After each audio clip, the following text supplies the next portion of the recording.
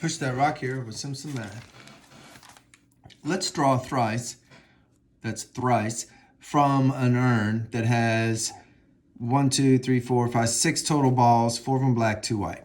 And the experiment is to count the blacks. So we're looking for how many blacks we could draw. How many blacks could we draw? Think about it. If we're going to draw 3 times, is it possible to get 0 blacks? Well, it matters whether or not we're putting the balls back in or not then, right? If we're pulling it out, keeping it in our hand, and then pulling another one out and keeping it in our hand, well, even if we get 2 whites, well, then the third one's got to be black. But wait, we're doing it with replacement. So we're not keeping the balls in our hand. We're shaking it up, pulling one out, looking at it, throwing it back in, shaking it back up, then randomly pulling another one out, and so forth. So you're putting it back in. That's called with replacement.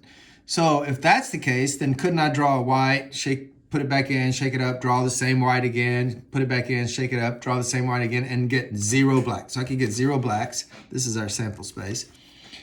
I could get 1 black, obviously, because I could get 1 black and then 2 whites.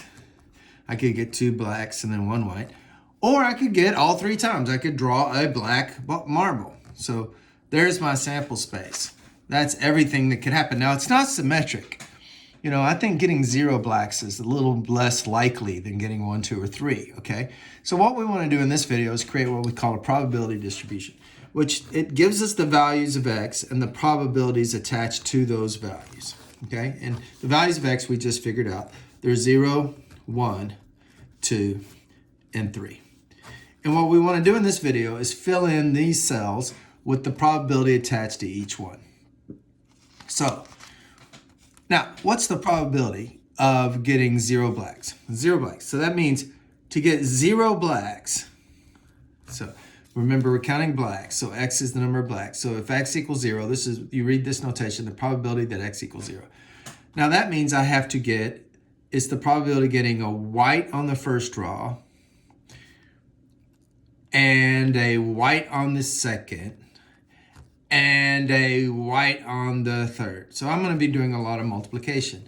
And the probability of getting white, remember the probabilities don't change because I take I have a 2 out of 1, 2, 3, 4, 5, 6, a 2 out of 6 chance, so a 1/3 chance to get white. But I pull it out, then I put it back in, shake it back up. It's the same probability again. There's still 2 whites and there's still 6 total balls, so it's still a 1/3 chance to get white. So it's 1/3 times 1/3 times 1/3. So that gives me 1/27. Now, let's do the probability of 3. Well, if I'm going to get 3 blacks, I have to get a black and a black and a black. And the probability of getting a black is 2/3 because there's 1, 2, 3, 4 out of 6. So that reduces to 2/3. So it's a 2/3 chance to get black each time. And so I get 3 times 3 times 3 is 27 again. Oops, I'm over here. And 2 times 2 times 2 is 8. Now that's 9 out of 27 chances. So we still have, take 9 away from 27 and you've got 18. There's still 18 out of the 27 have to be going in here. So we got to struggle to find these numerators here. What are they? Well, this is where it gets tricky because there's a lot of ways to get just 1 black. Let's think about it. So I'm running out a little bit of room. So let me go to the next sheet.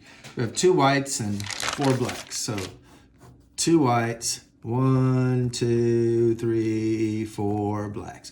And we want to know we're going to draw thrice. So draw 3, okay, with replacement. So putting the balls back in. Okay. Now, and we want to know the probability of x equals 1, we're counting blacks. Count blacks. So what's the probability to get 1 black is what this notation means. Well, I don't know. What is it? Let's see. You could think of it as getting a black, and then you have to get white each other time. Or I could get a white and a black and a black. Or, no wait, I need one black. So this would have to be white. Sorry about that, okay. Or what's obviously, so in other words, there's 3 slots the black could show up, so there's 3 ways. It could be the black here, black here, black here. So the last one is having the black out here, okay? So we're going to just need to know what's the probability of getting black and white, or white, black, white, or white, white, black. So there's going to be some addition and a lot of multiplication. So the probability of getting black is 2/3, and then white is 1/3 and 1/3, plus this is going to be 1/3 times the 2/3 times the 1/3. Notice all that's happening is just changing the order. So I'm really just getting this same thing over and over again, aren't I? So in other words, I really have 3 times this product here, which is 2/27. And so I get 6/27. So that means the probability of 1 black is 6/27. Now I could use the complement principle to get the last one. So 27/27 is my 1 minus my 1 plus 6 plus 8/27. So 27 minus 1 is 6 is 7, and 8 I think is 15. Ezra, help me please.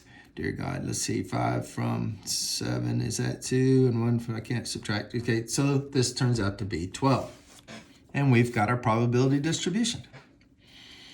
Now, I want to get this number without getting the, using the complement principle. Okay? So without getting the complement principle, how would I get the probability that x equals 2? And remember, we're drawing from this urn where there's 4 blacks and 2 whites, and we're drawing 3 and counting the blacks. Okay, so, well, we have to get 2 blacks, and there's 3 places they could show up. So I could get black, black, white. Where else could they come? Well, I could just, now it's the white that's moving around, right? So it's the same situation, only instead of the B moving around, it's white. So there's 3 chances.